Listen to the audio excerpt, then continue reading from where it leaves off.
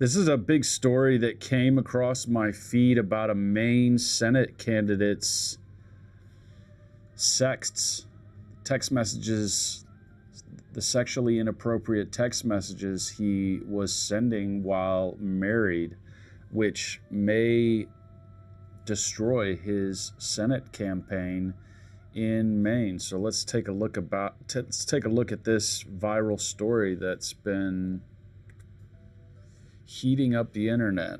Let's bring in MS Now congressional reporter Michael Schnell for the very latest on this. Michael, welcome. So what does this story entail? How did it leak? And what has been the campaign's response? Yeah, Alex, this is still a developing story that first broke yesterday by the Wall Street Journal and the New York Times. They're reporting that last year, as Graham Platner's campaign for Senate was getting underway, his wife came forward to the campaign and said that she was aware of sexually explicit text messages that her husband was exchanging with other women. The New York Times reported That's not good for your campaign, folks. That it was up to a dozen other women, again, sexually explicit messages. This came up as part of a conversation that is... Bro, you have a political vision. You want to keep running for political office. Why these guys send these sexual explicit texts? I'll never understand. It's like they have no foresight. Well, he might just get canned, and there you go. Campaign, political aspirations over. Let's see. His comment on campaigns during the vetting process when you ask the principal and those closest to them if there's anything that the campaign should know about. So if they know about it, they can react to it if it ever were to come to light. And that is when these... Well, he sure looks like a wild man. He's got a bushy goatee and a little bit of disheveled hair. Not doing much to overthrow the stereotypes of a guy who's recklessly texting a bunch of ladies while married sexual messages. Text messages, that is when Graham Platner's wife came forward with these text messages. Notably, it was right before a big Labor Day rally that Graham Platner had planned with Bernie Sanders, during which Bernie Sanders was scheduled to endorse Graham Platner. And this is sort of the latest controversy that is going after Graham Platner. There was his Nazi tattoo that was discovered. There were previous social media posts that had been inappropriate. This guy is a walking red flag. Talking about sexual harassment and other things like that. Graham Platner has been open about the PTSD he has suffered with after serving tours in Iraq and Afghanistan. But these text messages are the latest below, and they come at a critical point and a critical moment, just 1 week before that Democratic primary, which is no longer competitive because Janet Mills, who was his most foremost competitor, the current governor of Maine, she dropped out. But still, a really significant story. And we are now... She shouldn't have dropped out. Boy, everything can change, as we're seeing in Platner's campaign right now. You have to understand that when you run for office, everything's going to come out. Hearing from Graham Platner's wife. She has responded in both a statement and a long video on social media saying that her marriage with Graham Platner is strong and that is a personal matter. Take a listen. I find it really shameful that there's a group of media outlets and people who are willing to spread. I guess I was thinking, the one thing I was thinking was, why did she come out ahead of everything and talk about these inappropriate text messages? But maybe that's exactly what she wanted to do, was come out ahead of it so she could almost give the impression that this was nothing new. They already know that people have been doing this, is almost to take out a little bit of the sting from those text messages. Let's keep watching. Gossip.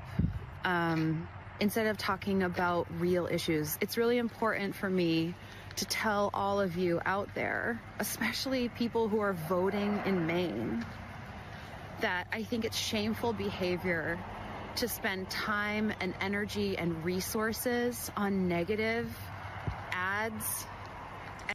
Oh, come on, lady. Look, I sympathize with you and I have empathy for you, whatever you're going through. However, this is the campaign cycle and it serves a purpose, right? Does it get dirty? Yes. but those ads are how you communicate to the voting public who they're voting for, and they make ultimately their own decision based on all the facts. And I understand maybe you're not happy with how your husband is being represented, but I don't think it's shameful.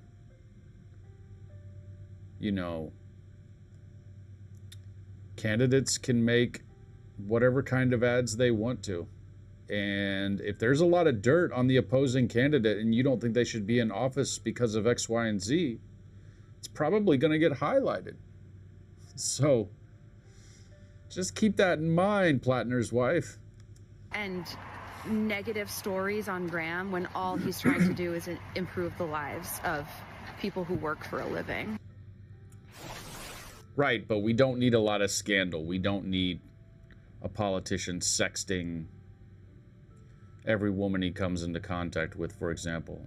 And I don't think it was probably every. Now, Alex, we're going to have to see if that's enough to calm some nerves among voters, among other politicians. Cory Booker, the senator from New Jersey, was on television earlier today, asked about this, and he said Graham Platner certainly has some questions to answer. Now, this is all, again, notable because of next week's primary. And I mentioned it's no longer competitive because Janet Mills has since dropped out of the race, but she's actually still going to be on the ballot. She withdrew from the campaign, but hasn't formally withdrawn from the race. She should step back in. If this moves any voters' minds, they could decide to jump on with Janet Mills, even though technically she's no longer in the race. So certainly that June primary just got a little bit more interesting as this latest controversy goes after Graham Platner. Oh, 100%. Now, look, you make the point that this was a story that broke yesterday. So it appears that we do not know what was said in these messages, nor do we know to whom specifically they were sent. Is that so? That is correct. We have not yet seen the messages, but there's one more important detail I should mention. In the New York Times article, one of the sources that they heard it from is Graham Platner's former political director. She's a woman named Genevieve McDonald, and she came forward and spoke on the record. You and I both know, Alex, a lot of the time when you're discussing very sensitive stories like this, it's oftentimes unnamed sources because folks don't feel comfortable putting their name on it for fear of maybe retribution or what have you. But in this case, we actually have an on-the-record source. She left the campaign back in October. She was one of 3 officials to leave the campaign at that time as controversy was swirling. Wow. And there was the fallout over Graham Platner's Nazi symbol tattoo, in addition to those previously unearthed social media posts about sexual harassment and other things.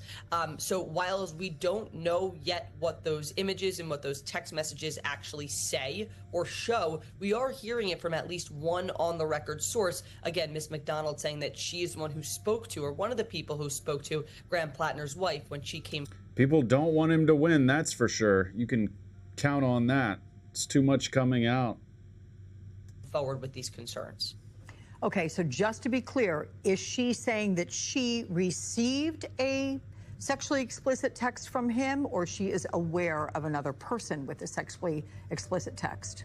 The wife, Graham Platner's wife, came forward to the campaign and said she was aware of sexually explicit text messages being sent between Graham Platner and other women.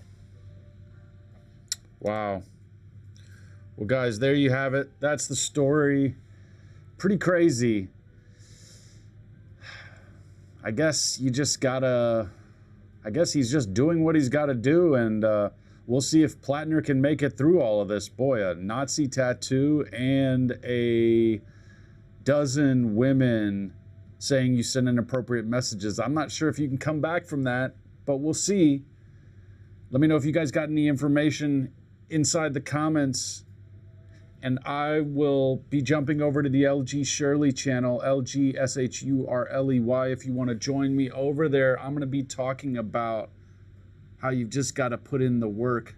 Nobody cares what you're doing. Everybody's already locked into their own lives, so you got to step up and get it done to get those results.